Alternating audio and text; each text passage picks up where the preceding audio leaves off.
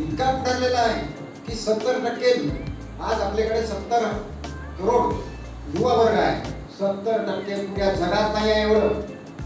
आणि या युवांची आज कार्यक्षमता काय झाली आहे, देश पातळीवर एक सर्वे झाला आहे. त्या सर्वेचा आता मी तुम्हाला सांगितलं आता समोर की आपल्या देशातले युवा, आपल्या देशातलं शिक्षण, आपल्या देशातलं व्यवसाय आणि या देशातील व्यक्ती कुठं आहे, त्यांच्या GDP मध्ये काय स्थान आहे, त्यांच्या विकासात काय स्थान आहे आणि आपण कुठं आहोत, आपला समाज कुठं आहे, आपला परिवार कुठं आहे, याचा आज स्वतः आत्मचिंतन करण्याची गरज आहे.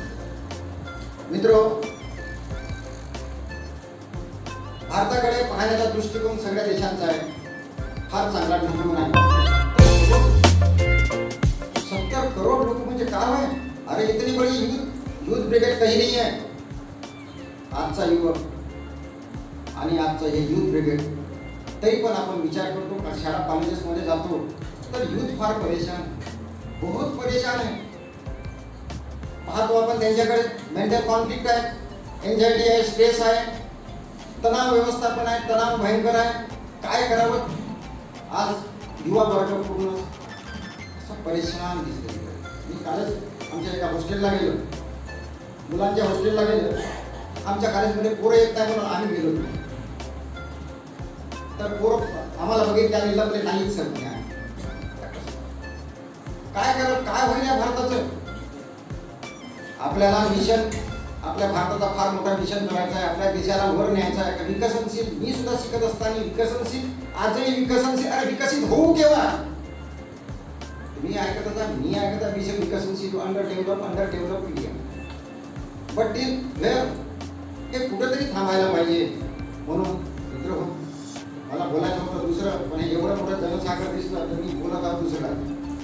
कारण काय झालं, शिक्षणात आता आपण हळूहळू माघारी येतात. हे वस्तू तुम्ही पहा, गव्हर्नमेंटचे आकडे पहा, तुमचं GDP आपलं घडत आहे. अरे एवढी युवा शक्ती राहून GDP का घसरत आहे? आणि आज आपल्याकडे कुठल्याही ठिकाणी जास्त प्रमाणात व्यक्ती फार कमी होऊन चाललं. कोणत्या यासाठी एक सुविधाकडचं उदाहरण घेतो. एंटरप्रिनरशिपचं मी थोडंसं घेतो सर. तर सुविधाकडे कंपनी आहे आपली. त्या सुविधाकडे कंपनीमध्ये माझे काही संबंध आहेत, काही ऑफिसर्स चांगले संबंध आहेत. ते म्हणतात की सर आपके कॉलेज के हमारे हमको यानी कॉमर्स के 20-25 लड़के दिले पूर्ण. अरे त्याला डेबिट क्रेडिटच माहित नाही, कसं करा? एक कुठेतरी पूरी जिंदगी काफीशी नाही कटती. मग डेबिट क्रेडिटच नाही, काय नाही, कसे सगळे म्हणजे याच्या पुरात एफिशियन्सी नाही. बरं लावून दिले आम्ही त्यांना, ते दंडाधारी. आजकाल आहे 10,000 मध्ये 10-12,000 मध्ये पुष्कळ लोक लागत आहेत, दंडे धरू राहत आहेत. चांगले शिकलेले इंजिनियर झालेले पुढे सुद्धा आहे, पण त्यांना लावून दिला आम्ही. पुन्हा त्या साहेबांची आमच्याकडे भोप आले. क्या बोले तुम्हारे लड़के? बोले 10 बार निकलता, बोले खर्रा खाता, बोले इधर जाता उधर जाता, वो काम कुछ करता ही. काय होईल रे बाबा? खरंच आपण स्वतःशी कोणता न्याय करतो आणि कसं होईल? आपण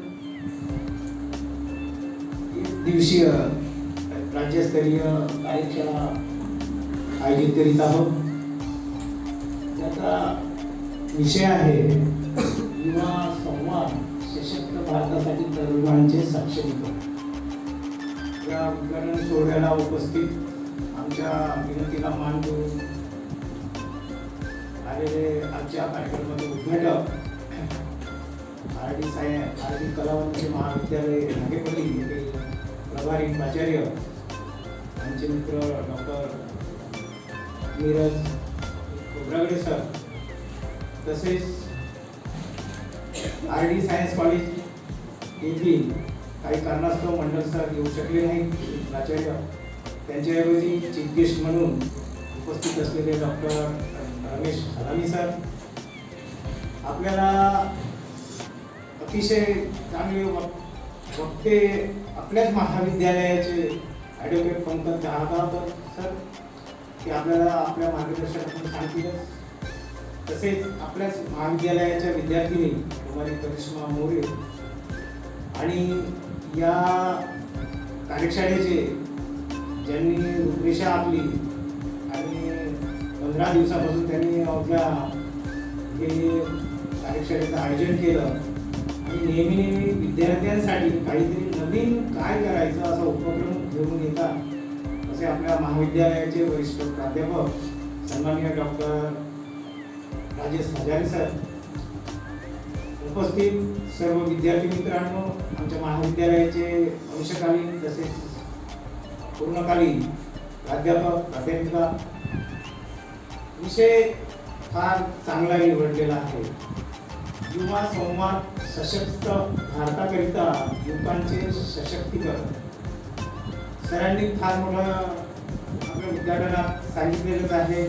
त्यांनी प्रत्यक्षपणे म्हणजे विद्यार्थ्यांनी नेहमी सकारात्मकतेने विचार करावा. सकारात्मकता जसे त्यांनी जपानचं उदाहरण सांगितलं. जपान असे एक देश आहे तिथे फक्त त्यांचा परिवार असतो आणि अशा प्रमाणे ते जपान सोबत झालेलं होतं. हिरोशिमा नागासाकीवर ज्यावेळेस अमेरिकेने बॉम्ब टाकला त्यावेळेस जपान हे पूर्णतः नष्ट झालेलं होतं.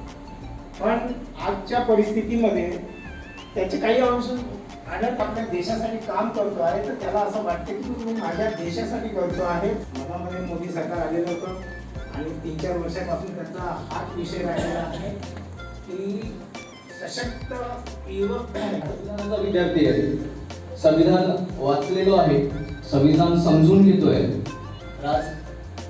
आपण 2 वर्ष अगोदर भारतीय स्वातंत्र्याचा अमृतोत्सव हा साजरा केलाय. त्यानंतर आज आपल्या भारतीय संविधानाला लागू होऊन 75 वर्ष पूर्ण झाली आणि त्या गेल्या वर्षीपासून आपण भारतीय संविधानाचा अमृत महोत्सव साजरा करत आहोत. मुळात आपण जे विजन ठेवलेलं आहोत 20 आणि 47 मधलं, एक तर इकॉनॉमिकल डेव्हलपमेंट आणि दुसरं आहे सोशल डेव्हलपमेंट. या 2 मुद्द्यांवर, या 2 इश्यूजवर आपल्याला फोकस करायचं. भारतीय संविधान लागू होण्याची जी अगोदरची परिस्थिती होती, तर सिच्युएशन आपण लक्षात घेतलं, त्यावेळी संविधान नव्हतं. त्यावेळी एक सामाजिक व्यवस्था होती, सामाजिक चालीरीती, रूढी, परंपरा, प्रत्येक वेगवेगळ्या धर्माचे पुस्तक होते. भारत देशाला स्वातंत्र्य मिळालं 1947 ला. त्यानंतर आपले जे देवाचे महात्मे होते, महापुरुष होते, ज्यांनी या देशाचा विचार केला, ज्यांनी या देशाचं संविधान तयार करताना प्रत्येकाला एक जाती धर्मामध्ये न डायव्हर्ट करतात एक भारतीय नागरिक म्हणून विचार केला त्याने. आणि त्यावेळेस त्याने समजून घेतलं की आपल्या देशाला, त्या भारत देशाचा विकास कसा करायचा. अविकसित होतो आपण तेव्हा. आपली इन्स्टिट्यूशन नव्हते, गव्हर्नमेंट इन्स्टिट्यूशन नव्हतं, राजेशाही होती, वंश होते, जाती होते, धर्म होते. या अशा सगळ्या याच्यामधून आपला अखंड भारत देश हा चाललेला होता. ब्रिटिशांनी तर आपल्याला 1947 ला स्वातंत्र्य दिलं, तरी ते प्रांतिक राज्य होते. वेगवेगळ्या प्रांताचे वेगवेगळे राज्य होते. हैदराबाद असेल, जुनागड असेल, गोवा असेल. अंदाजे 1/3. तर या ठिकाणी आपल्या भारत देशात जो भारत सरकार आहे, त्या भारत सरकार मध्ये एक मंत्रालय आहे आणि तो मंत्रालय कधी युवा आणि क्रीडा मंत्रालय. जेव्हा माझा निकाल आला होता आणि मी जेव्हा ट्रेनिंगला गेले, आमच्या निकालाच्या वेळेस 387 जागा होत्या आणि जेव्हा रेशो सांगितला गेला अकॅडमीमध्ये, प्रादेशिक अधिकारी बनण्यामध्ये विदर्भाच्या मुलांचं त्या स्पर्धा परीक्षेत आहे किंवा करत नाही, यामध्ये तुमचा आमचा दोष नाही. यामध्ये दोष आहे तो आपला अवघडनेस नाही. कारण की पुस्तकं वाचून फुकटात मिळू शकते.